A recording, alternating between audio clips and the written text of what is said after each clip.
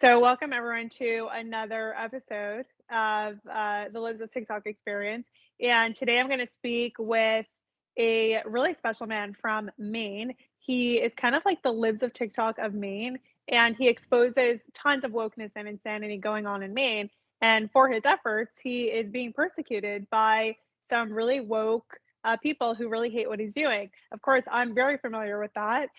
They hate when a light is shined on them, so we're going to speak to him and hear about his story together with his lawyer because they're actually now fighting about this in court. So, welcome, Sean and Mark. Thank you so much for joining me. Sean, let's just get right into it. So, tell me about what happened. You posted something on X, and some people got really mad. So, tell me about what happened. Yeah. So, and you mentioned it early on, as an independent journalist, and I consider myself a parental rights advocate. I've been on the forefront of trying to expose this just woke nonsense going on in these K through 12 public schools here in Maine. And I've had the ability to have national and global attention with that. These students, parents, and taxpayers came to me ultimately about this massive safety issue of allowing boys in girls' spaces, boys in the female locker room here in this Brewer High School, a town that's local to me, because they have a policy. They have a transgender bathroom policy like many schools do. And so these students, they didn't want to wait for a situation like what happened down in Loudoun County, Virginia. They wanted to make sure that their spaces were safe. So they created this petition, and they had hundreds of students signing this petition to try to remove this male from their female space. The school ultimately decided to take that petition right away from them, really stomped on their First Amendment rights.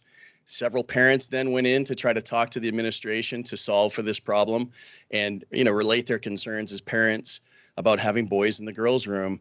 And the school simply wouldn't hear what the parents had to say. They basically denied the parents any changes. So these students, parents, and taxpayers came to me to start to expose the story.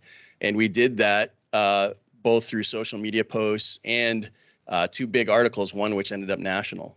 So the schools in Maine have a policy that boys are allowed to use the girls' bathroom. The girls are obviously very upset at that. So they try to create some kind of petition to not allow boys into their bathrooms, and the school tries shutting them down. You exposed this on Twitter, right? On X, sorry. So you put out a bunch of tweets about this, sharing the entire story, and then what happened after that?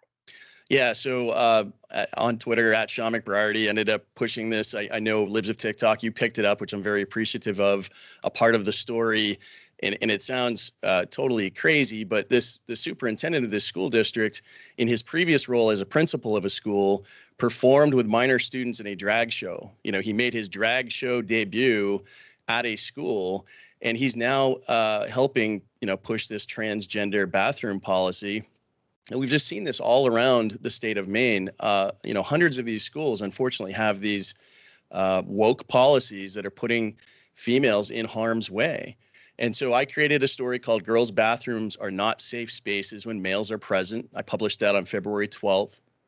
And because of all of the coverage that this article received and your help as well, the government, in this case, the school, threatened me that if I didn't depublish the content, they were going to take legal action against me. And so, I've been doing this essentially as a calling the last 2.5 years.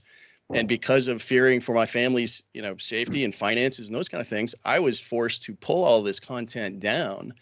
And now we're forced to basically fight for our First Amendment rights and those First Amendment rights of those students, where in this case in the school, the school took the petition down as well. So the bullying of the government officials, and again, more than most, is that they want to bully us into silence. They want to make sure that none of these stories are exposed and that none of these parents understand how big a risk it is to have your children in these K through 12 public/government run schools. So you shared just their own policies and images of this superintendent who was a drag queen, and you just shared this publicly available information, and they told you that if you don't take it down, they're going to take legal action against you. That's exactly what happened. it just shows like they're so terrified of their own content being published, and that's why they hate us. I mean, obviously, I'm so familiar with that, but and so many people are going through the same thing, and you're doing so much in Maine, and now they're trying to come after you. They're so terrified of it being exposed. Well, and as you know, Chai, none of these stories are going to show up on your local TV news. They're not going to show up in the local papers. It just doesn't fit the narrative. When you put females in harm's way and potential harm's way, like again in Loudoun County, Virginia, where a young woman was raped in the bathroom by a transgender student because of the same transgender bathroom policies that this school like Brewer has, they don't want anybody to know that. They don't want parents to understand that these are not the schools that you and I went to school back in the day. I mean, I graduated in 1989. Things were much different back then, right? And so this has been an incremental issue of taking rights away from parents, taxpayers, students, and basically this entire government scheme to indoctrinate your kids in these K through 12 schools. So it is so unfortunate what's going on, but I so much appreciate your effort to raise the awareness. You've done it like no one else. And again, they don't like to have their own information put out there for the public to consume. So you did end up deleting that information. I did. I deleted all those Okay. posts because again, it's a fear of mine. I mean, my situation here in Maine, this is now, I think, basically the third time that the government has tried to bully me around and take content away from the parents understanding what's going on. Now, not everybody likes the way that I say things or how I report them, but facts are the facts, and I do diligence. I do my own diligence. I really put a lot of effort into this. And I want to make sure that parents are aware of just how bad these K through 12 schools are. So if they can take me off the board, at least here in Maine, and also as a strong father across the United States, that's just one more person they don't have to worry about exposing their nightmare. Yeah, they're so terrified of being exposed. Mark, just to go to you for a minute. So tell me about the legal aspect of their demand that he remove his Twitter post with publicly available information and how that relates to the First Amendment. Yeah, the different levels of First Amendment violations here are, I don't know if I've ever seen such a First Amendment upon First Amendment violation before. It started with these kids who were circulating a petition. And I don't care what the petition's about, you have a right to circulate a petition on campus.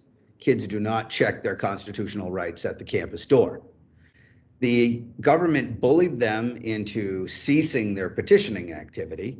So one of them talked to her dad talked to Sean reported on it. So then they threatened him and said that he had to remove his reporting on it. Then Sean just put up the demand letter, and then they threatened him about putting the demand letter up. So, we were left with no option but to go to federal court and get a preliminary injunction. If the government is able to prevail in this motion, it will be a whole new world of First Amendment law. Let's put it that way.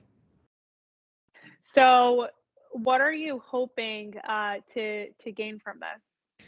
The government needs to be told to stop. I mean, that's really all there is to it. When you file a 1983 action like this on First Amendment grounds, that's really all you're trying to do. You're trying to stop the government from infringing on somebody's rights. Well, I mean, Sean, we all know they only go after people who are effective. So obviously you're doing something right. So I'll just say keep up the good work. And it's so great to hear that there are organizations like the Center for American Liberty who will step in and help and protect the First Amendment. And Mark, like you said, the First Amendment applies to everybody equally. Yeah. So obviously we've seen them weaponize the judicial system and use lawfare to go after conservatives specifically. So it's great to hear that you are helping Sean with this. Obviously, thanks to the Center for American Liberty. And I guess you said that on Friday you're gonna get some kind of information from the court. Where are we at now with the lawsuit? And where do you think it's going to end? This being a temporary restraining order situation, and this judge, I just, I've never been before this judge. I don't know anything about the judge, but this judge seemed to be really taking this seriously and really looked at it as an important issue. So I have no doubt in my mind the judge is going to put his shoulder into it really fast. Mark, where can people find out more about you? Well, you can follow me on X at Marco Randazza, and my website is Randazza, RANDAZZA.com. And then, don't forget about following Liberty Center. I think they're at libertycenter.org.